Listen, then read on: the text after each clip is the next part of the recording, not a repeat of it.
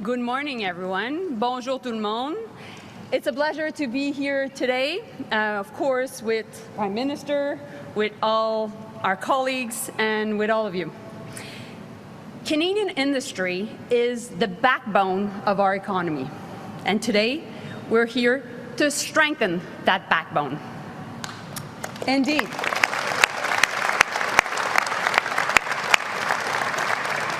Over the past few weeks, we've traveled the country meeting our workers and our industries.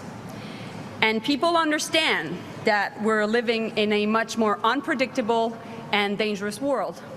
There are things we cannot control, but there are lots of things that we can control. What we heard is this. First, a call for more support. Second, a pride to keep building Canada strong. And third, a shared determination on that mission. The global trade landscape is shifting, and Canada must meet the moment. Our government is building a more resilient, a more independent economy, one that puts Canadian workers and industries first. Aujourd'hui, nous investissons dans nos travailleurs et nos industries. On investit dans les gens de chez nous et dans nos entreprises. Les gens veulent qu'on agisse et c'est exactement ce qu'on fait. On le fait parce que c'est bon pour notre économie et c'est bon pour le Canada. We're doing this not only to protect our economy now, but also to make sure that we're thinking ahead and we're acting for the long term. And together, we're laying the foundation for Canada's prosperity where every region of this country can grow, succeed, and lead. And with now, indeed, and now, it is my pleasure to present you the Prime Minister of Canada, Mark Carney. Certainly done. Merci. Thank you. Merci beaucoup, Minister Joly. Bonjour tout le monde. It is a great pleasure to be here at Mitsubishi Heavy. And I just want to say a word before I get started about what an incredible company this is. Luke, thank you for welcoming us here because this is a company that is connected across Canada and is connected around the world. I lived in Japan 35 years ago now. Oh, am I 60? Yes, I am 60. Leading company then, leading company now. And as a signal of the importance of companies like this, a signal of the importance of the issue we're going to talk about today, I'm joined today by Cabinet colleagues, Minister Joly, Minister Champagne, Mr. MacDonald, Mr. Haiju, Mr. De Bruzen, Mr. Lightbound, and Secretary of State Zaruchelli. I'm joined by the Peel Caucus. You are joined by the Government of Canada. We have just come from 2 days of our federal cabinet convening in North York, and we spent those days with a clear focus on delivering our overarching mission in this time of crisis. Our overarching mission is to build Canada's economic strength in face of unprecedented change. Now, here at Mitsubishi Heavy Industries, we're surrounded by examples of that strength. State-of-the-art manufacturing, state-of-the-art assembly expertise, Canadian skill and ingenuity, a supply chain that makes heavy use of Canadian materials such as Quebec aluminum. And workers in this facility are building more than aircraft. They are building a stronger future for their families and for our country. Alors que le nouveau gouvernement du Canada regarde vers l'avenir, nous restons concentrés sur une priorité. Donner à nos travailleurs les moyens de le saisir. Doubler le rythme de construction de logements au cours de la prochaine décennie. Accélérer les grands projets d'intérêt national. Mettre en place une nouvelle stratégie industrielle de défense en reconstruisant, en réarmant et réinvestissant dans nos forces armées. Et garder le cap sur 3 objectifs clairs. Protéger nos communautés, sécuriser nos frontières et réduire le coût de la vie. The world is changing rapidly. The largest economy, the United States, is fundamentally reshaping all of its trading relationships. And we're moving from an age that lasted decades, an age when free trade was a motor of global economic growth, to a new age, an age of economic nationalism and mercantilism. You know, the U.S. tariff rate is now the highest it has been since the Great Depression in the 1930s. And these tariffs are being applied to all countries on nearly all goods. And the changes in U.S. policy go beyond tariffs. Countries now must, in effect, buy access to the world's largest economy through investments, through unilateral trade liberalization, and policy changes in their home markets. And all the while, the transformation of global trade is occurring against a backdrop of wider economic disruptions, of geopolitical realignment, of AI and other technological transformations, and the necessity, the imperative of a shift to a greener economy. What's going on is not a transition, it's a rupture, and its effect will be profound. Workers displaced from their jobs, supply chains that have existed for decades disrupted, companies forced to change where they find their materials and their products. And all of this is causing an extreme uncertainty that's holding back massive amounts of investment and, as a consequence, slowing economic growth. Just this morning, we see the impact in today's employment report in Canada, with unemployment rising across regions and sectors. This makes decisive action crucial. To be clear, we're in a position right now where Canada currently has the best trading deal with the United States of any of their trading partners. 85% of our trade with the U.S. is now tariff-free. And we have the lowest tariff rate of any country in the world. But we also know that given all those changes, given the rupture, we can't rely on our most important trading partner as we once did. Le libre-échange, depuis longtemps, est un pilier de l'économie canadienne. Pendant des décennies, notre participation croissante au marché américain a constitué l'un des fondements de notre force économique. Le commerce représente près de 2/3 du produit intérieur brut du Canada. Des secteurs comme l'automobile, l'acier et l'aluminium envoient plus de 90% de leurs exportations vers les États-Unis et, dans bien des cas, les chaînes d'approvisionnement sont interdépendants. Ces secteurs sont essentiels pour notre économie en raison de l'ampleur de leur production, des carrières qu'ils génèrent et des collectivités qu'ils soutiennent. Ce qui était autrefois une des plus grandes forces du Canada est aujourd'hui devenu une vulnérabilité. So our relationship with the United States, so essential for so many industries, was once one of our greatest strengths, and in many cases, in certain sectors, has become a vulnerability. This disruption calls for a bold new approach. And given, as Minister Joly said, given that we can't control what other nations do, Canada's government is focused on what we can control. And that means building our strength at home, building Canada strong.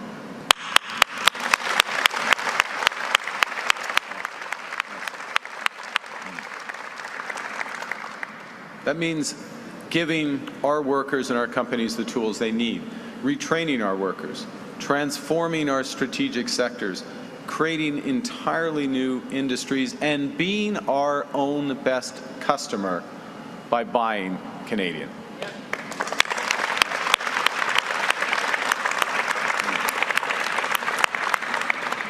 And to these ends, our new government is embarking on an ambitious plan to secure a new era of prosperity out of this age of adversity.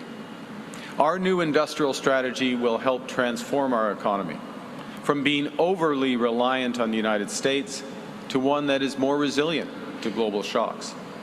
A new economy that's built on the solid foundation of Canadian industries, Canadian workers, and it's bolstered by diverse international trading partners.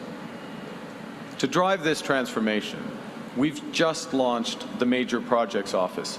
Its job is to fast-track major nation-building projects.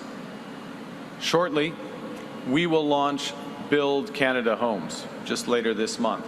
And that's a new government entity that will help double the pace of housing construction over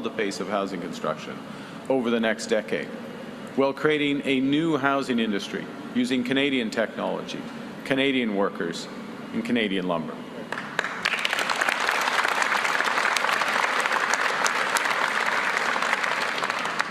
This fall, we will unveil a new defense industrial strategy so that our defense estimates, which will be enormous, our defense investments support the growth of Canadian industries and create Canadian jobs and careers.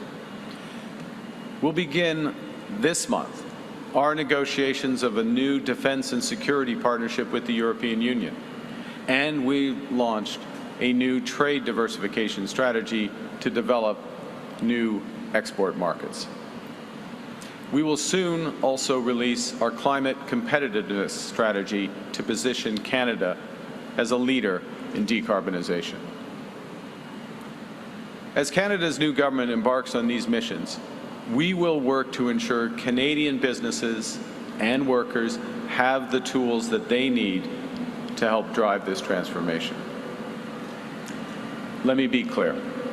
If we want our economy to grow, and we do, with thriving careers at home and booming exports around the world, we must once again become a country that builds big and builds fast.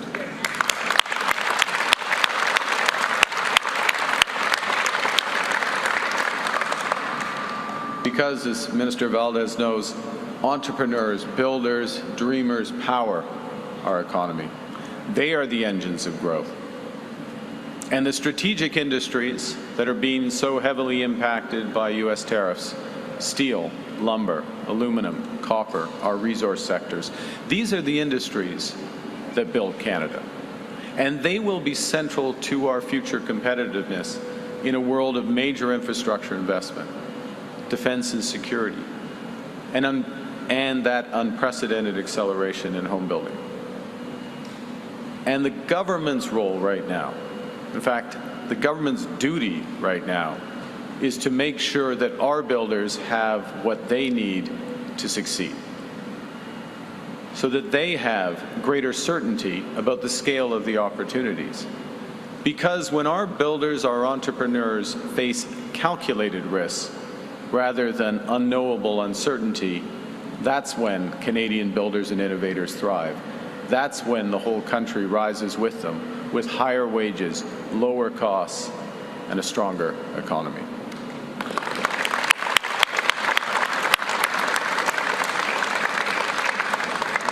So today, to fortify our economic strength, my colleagues and I are announcing a series of ambitious new measures to protect, build, and transform our strategic industries. These are the sectors where workers and businesses have been impacted by those tariffs and trade disruptions. And we're building on our recent initiatives to help transform Canada's steel and lumber sectors. The measures today will help workers acquire the skills and businesses to retool their production, businesses to diversify their products and markets, and, crucially, spurring more demand right here at home for Canadian businesses. The first and foremost, the foundation, is Canadian workers. And we're going to support Canadian workers so they can drive Canada's economic transformation with new skills training and help them seize the exciting, high-paying careers that that transformation will create. To build a strong, confident workforce, that will help propel our economy forward. The government is introducing a new robust reskilling package to train 50,000 workers. This package will include new methods such as employer-based training and targeted outreach to workers.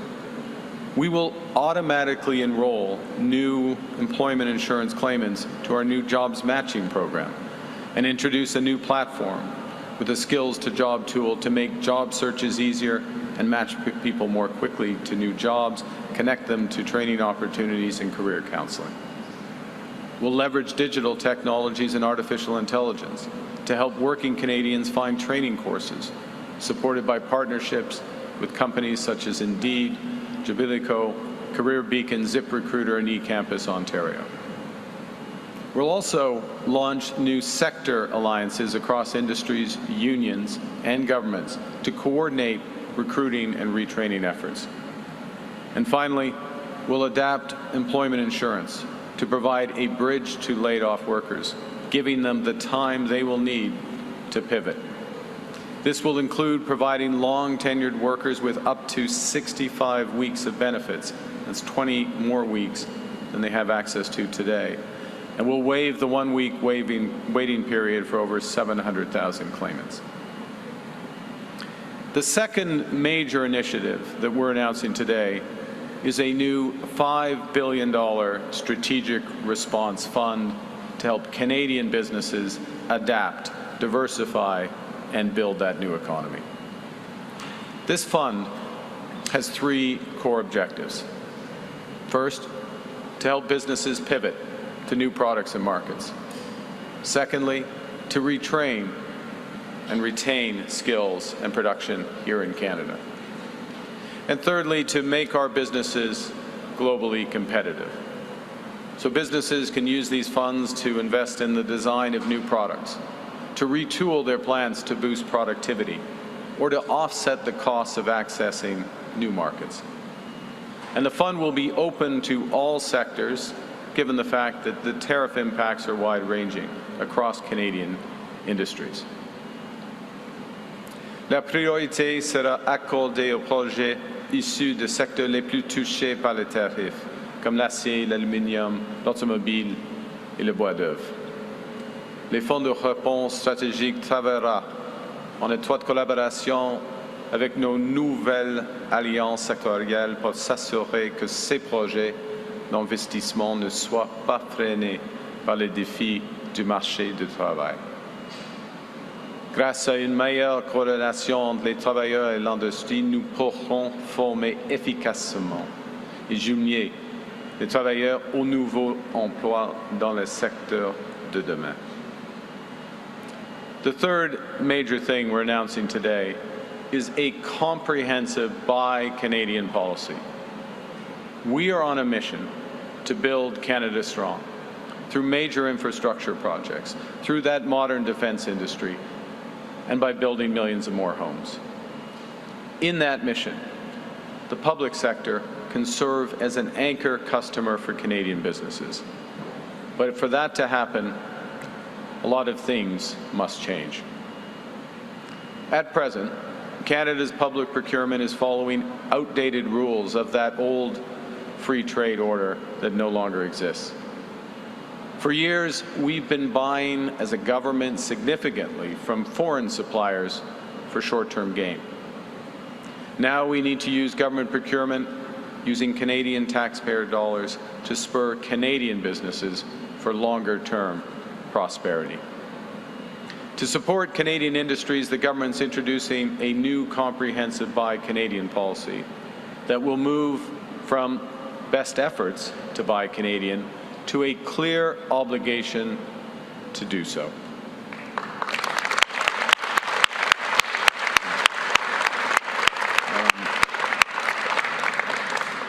And when Canadian suppliers are truly unavailable, will require local consent and purchases from trusted partners. And these cases will be the exception, not the norm. They'll have to be approved by ministers. We'll apply this approach beyond a narrow definition of the federal government to all federal agencies and all federal crown corporations. leveraging every dollar the federal government spends and invests. And finally, we're going to cut out red tape and simplify access for businesses to those federal procurement opportunities. This is an approach that can also help serve as a roadmap that could be adopted by provinces, territories, and municipalities. Le Canada est un fier défenseur des accords de libre-échange. Nous les respecterons et continuerons de les renforcer avec des partenaires fiables. En parallèle, nous devons mettre davantage à profit nos propres ressources. Dans l'Union européenne, les 3/4 de l'acier qu'on utilise sont produits sur place. Le Canada, en revanche, exporte souvent près de 60% de ses matières premières et importe ensuite les produits finis. With these changes in procurement, we will build more with Canadian steel, Canadian lumber, Canadian technology, Canadian workers. We will build big, build bold, build Canadian. Now, I said a moment ago when I started that this is a rupture. It's a big change that's been forced on us in a short period of time. So we need to provide immediate liquidity relief to businesses. There's immense change in a short period of time, and businesses that have relied most heavily on the trade with the United States, such as the auto sector, will need temporary immediate relief from liquidity pressures. Businesses need time to reposition themselves for the future. And for small and medium-sized businesses, the Business Development Bank of Canada will increase loans, the maximum loan size to help with this, from $2 to $5 million. For largest businesses and larger businesses, the Large Enterprise Tariff Loan Facility will provide flexible financing at scale with lower interest rates and longer maturities. We're going to implement these changes immediately to ensure that our businesses can bridge the gap to the future. And it's not all about money. Some of it is about regulation. So to add flexibility to the automotive sector, we will remove the 2026 electric vehicle availability standard, which specifies the share of new vehicle sales that must be electric next year. This will provide immediate financial relief to automakers at a time of increased pressure on their competitiveness. And the government will begin immediately a 60-day review of the EV standard to identify future flexibilities and ways to reduce costs. And we'll advance new options to bring more and more affordable electric vehicles to Canadians. And fifth, we're announcing today that we're acting to protect Canada's agriculture and seafood industries. I'm going to focus on Canadian canola, which has been hit with Chinese tariffs. Also Canadian beef that's been subjected to unjustified trade action since 2021, and Canadian lobster since March of this year. To strengthen these sectors, Canada's government will introduce a new biofuel production incentive, providing more than $370 million to assist domestic producers and help them restructure their value chains. We will make targeted amendments to the clean fuel regulations to spur the development of a vibrant biofuels industry in Canada. And we'll increase the loan limits for Canadian canola producers to $500,000 and invest in agri-marketing and trade diversification measures to support our entire agriculture and seafood sectors. En mars, notre gouvernement a annoncé une initiative régionale de réponse tarifaire pour les petites et moyennes entreprises touchées par les tarifs américains. L'objectif était clair: stimuler l'investissement, mettre de nouveaux produits sur le marché et adopter des technologies novatrices. Aujourd'hui, nous allons plus loin. Nous élargissons ce programme en faisant passer le financement de 450 millions à $1 milliard. En prolongeant les délais de remboursement jusqu'à 9 ans et offrant de nouvelles contributions non remboursables jusqu'à $1 million dans tous les secteurs, y compris l'agriculture et les produits de mer. Parce que l'économie canadienne repose sur les petites et moyennes entreprises. Et si nous voulons bâtir l'économie de demain, elles devront investir maintenant. The mission that is guiding Canada's new government, the North Star that we follow, is building lasting economic strength for Canadian workers and their families. With economic uncertainty making it challenging for the private sector to invest, government must act. As Minister Joly said, government is meeting this moment with the most comprehensive suite of trade resilient measures in Canadian history. We're building these measures around 5 principles. A focus on the future to ensure that workers and businesses have the tools they need to pivot to new opportunities. Secondly, we're making sure the application is widespread. The programs are broad in scope because of the scale and breadth of the disruption in trade. Third, we're making sure they're flexible so they can be adapted to changing circumstances.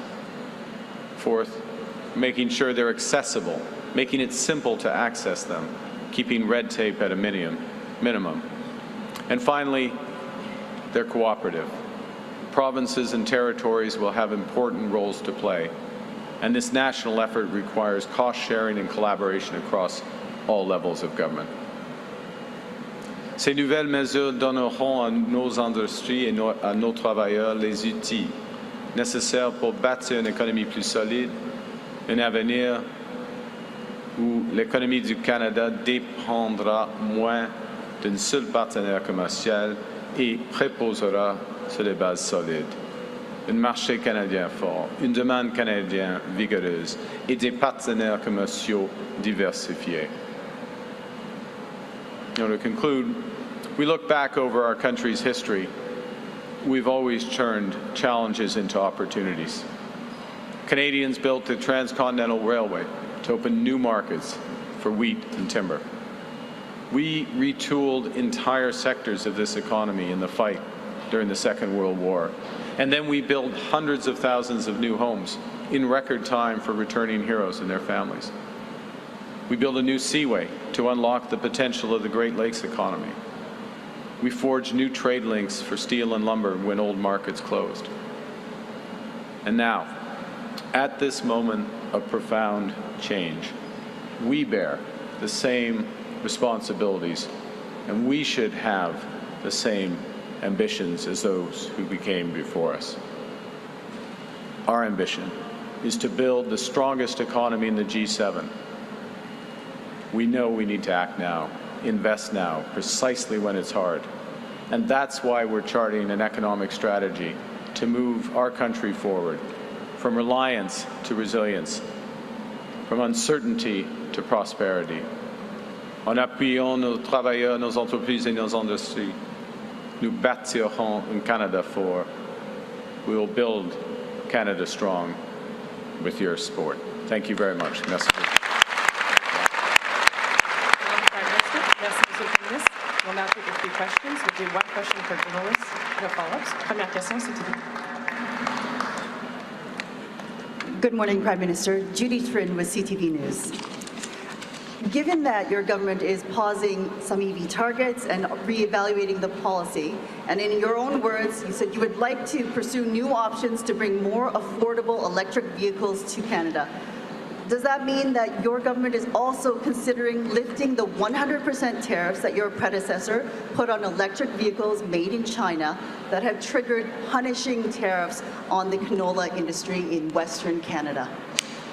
Thank you for the question, Judy. The first thing is to say, from our perspective on climate competitiveness, is to develop the competitiveness of our industries everywhere from the resource sector through to manufacturing, through to services, so that Canadian businesses can compete. We can grow foreign markets. We can grow jobs and sustainable jobs here in Canada. And in that regard, there's a series of measures that we're taking and will take, starts from the tax system and works its way out so that the investments in decarbonization are happening here in Canada. You will see some elements of that coming with the major projects when those announcements are made as well, but there'll be a more comprehensive approach for climate competitiveness as part of our global industrial competitiveness strategy, and you'll see that in the coming weeks. That's the first point. So I want to put it into that context. The second is that we are working through, we're at the start of a restructuring in the Canadian auto sector. The suspension of the EV mandate for 2026 is part of helping with that. Crucially, that strategic response fund that we announced today, the $5 billion that's available for retooling, reinvestment, repositioning, we expect heavy use in the auto industry to help with that repositioning. And it is in the context of broader trade discussions, yes, with the United States, first and foremost, given the deep ties between Canada and the United States in the auto sector, as well as other countries. With respect to China, we have begun more intense engagement with China with respect, first and foremost, to canola and other agriculture and seafood products, but it will, I'm sure those discussions will branch out, but it's too early to come to any conclusions on those. Thank you. Bonjour, Monsieur le Premier ministre, Valérie Gavage de Radio-Canada. Vous abandonnez aujourd'hui cette mesure sur les véhicules électriques. Vous avez abandonné la taxe carbone. En même temps, vous avez des députés qui mettent sur pied un caucus vert parce qu'ils trouvent que vous ne vous préoccupez pas suffisamment de l'environnement. Comment vous allez faire pour les rallier? Et puis, est-ce que le Canada est en train d'abandonner ses ambitions climatiques? Non, merci pour votre question. C'est la position du gouvernement du Canada que la lutte contre le changement climatique, c'est une obligation morale, mais c'est en même temps, c'est un impératif commercial, c'est un impératif de compétitivité. Et maintenant, nous mettons l'accent sur la compétitivité de nos entreprises, de nos travailleurs, en ce qui concerne la réduction des gaz à effet de serre. Par exemple, nous avons déjà, mais nous allons renforcer les crédits d'impôt afin d'avoir plus d'investissement dans l'énergie propre. Premier point. Deuxièmement, on va garder le prix industriel du carbone. Il faut améliorer le fonctionnement de ces marchés. Et comme je viens de dire, il y aura une stratégie, une politique de compétitivité du carbone et une stratégie pour la nature en même temps. Alors, on va faire beaucoup, on met l'emphase sur les résultats. Les résultats, c'est-à-dire de la compétitivité de notre économie, de nos entreprises, en ce qui concerne les réductions de gaz à effet de serre. Merci. Question, CBC. Prime Minister Tom Harrigan, CBC. Can I ask you, if you're reviewing the EV mandate, are you open to the idea of scrapping it altogether like the Conservatives are demanding? And I guess how should Canadians, we just asked this in French, but how should Canadians, I guess, see your commitment to Canada's climate goals? And if I could get you to clarify just on another matter, Minister LeBlanc said yesterday you're now pursuing smaller deals on certain sectors with the United States on tariffs. Why are you pursuing that strategy? Well, let me, I'm going to take the second part first, and I'll come back to you first, which is Minister LeBlanc. What Minister LeBlanc said yesterday is what I said the day before, actually, so it's good to see that we're lined up. We're all lined up in the strategy. What's happening with our situation with the United States, and I'll do this quickly. We have the best deal of any country right now, 85% tariff-free, lowest tariff rate. The issue is the strategic sectors, and it's a big issue. Flavio Volpe is here. Thank you for coming. Flavio, he knows it well. Autos, steel, aluminum, forest products, copper. Those are the big issues. And those are areas that the United States has identified, we would agree, but is identified as strategic. So they have a different tariff regime for those sectors. And the only way to tackle those is to go directly to the sectors and recognize the interdependence between Canada and the United States.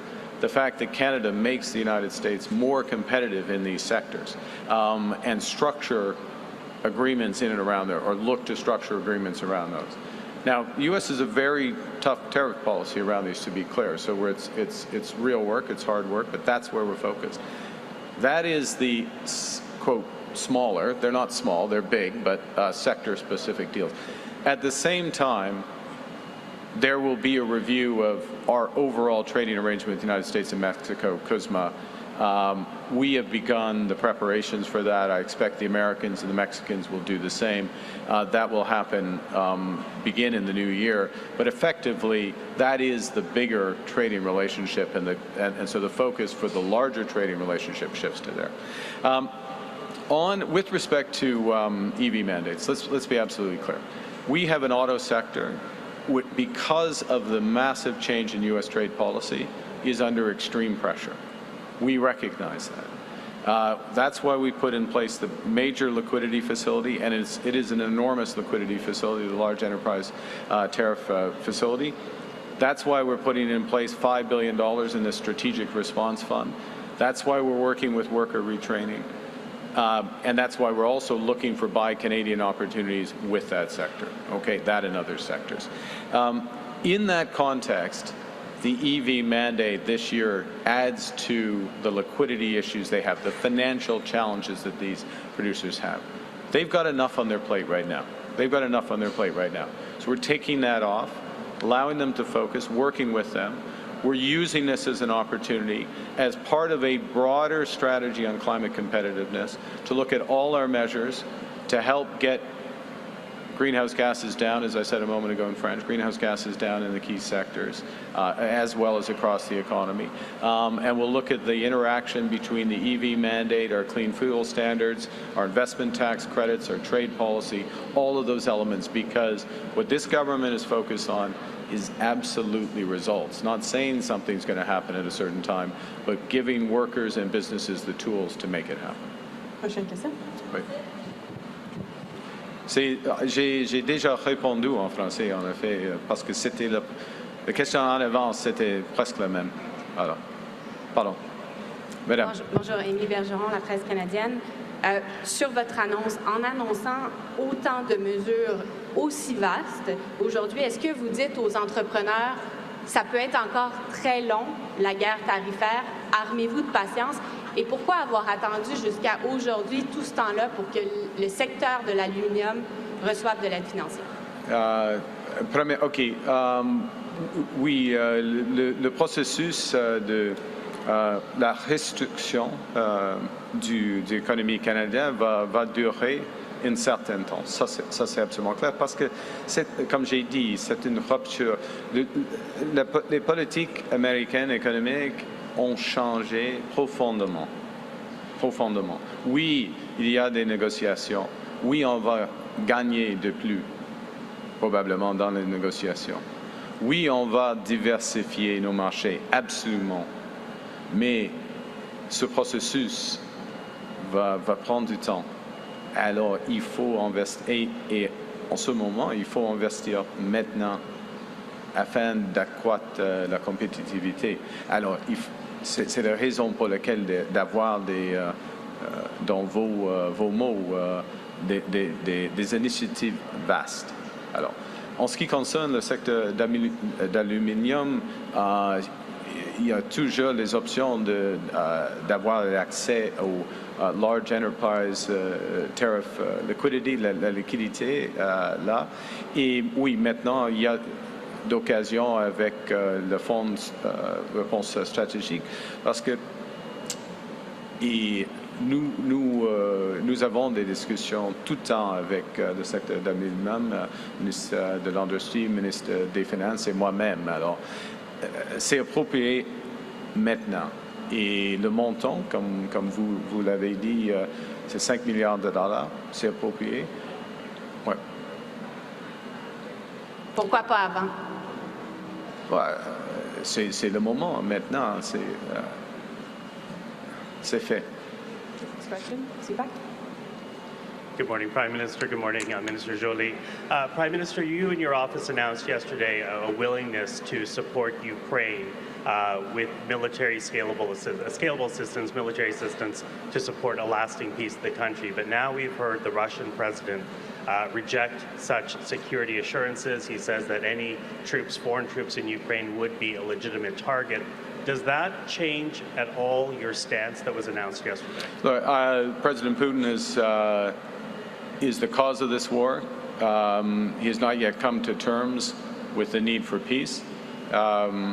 We need to maintain, through the coalition, the willing, other allies, the Ukrainian armed forces need to maintain maximum pressure. That pressure has several aspects. First, obviously the Ukrainian forces themselves and ensuring that they are appropriately armed in their valiant fight, and Canada has just reinforced that, as have other allies. Secondly, that pressure is economic. Sanctions. We have put in place sanctions on more than 3,000 individuals, tightening the oil price cap and other sanctions.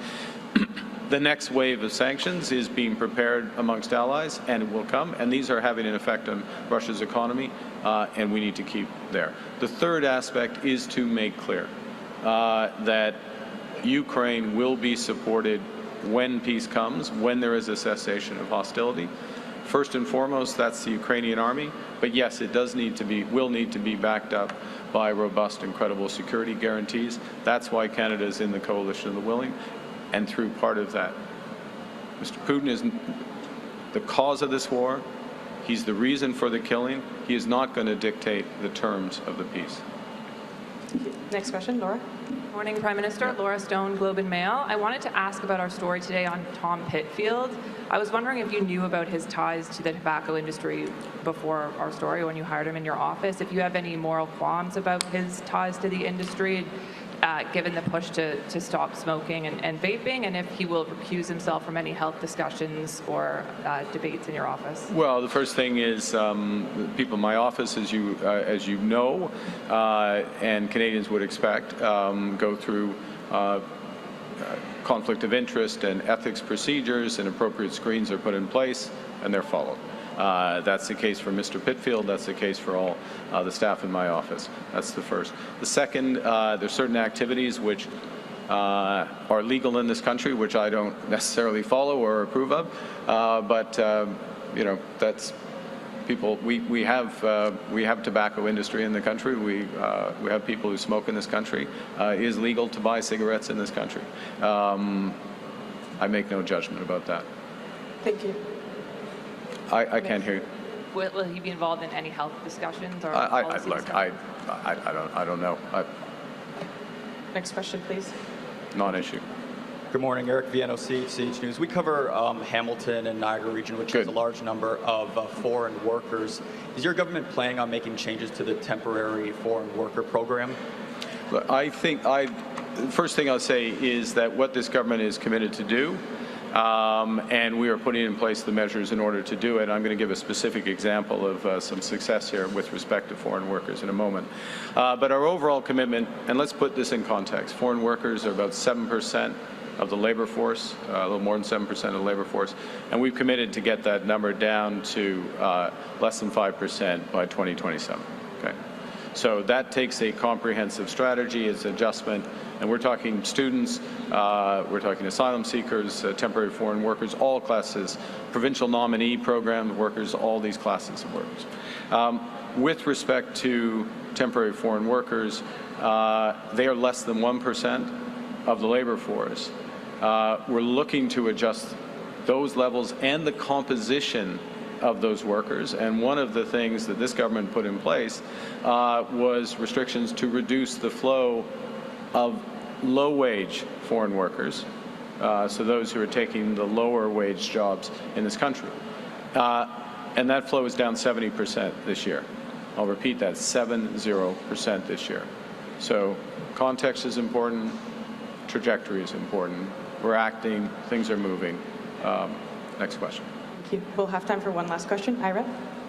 This is Irep Çakır, Turkish Voice of Canada. Prime Minister, your mandate pledges to attract top global talent while returning overall immigration to sustainable levels. Yet recent data show an uptick in skilled immigrants and even citizens leaving Canada, citing housing and wage pressures, as you know.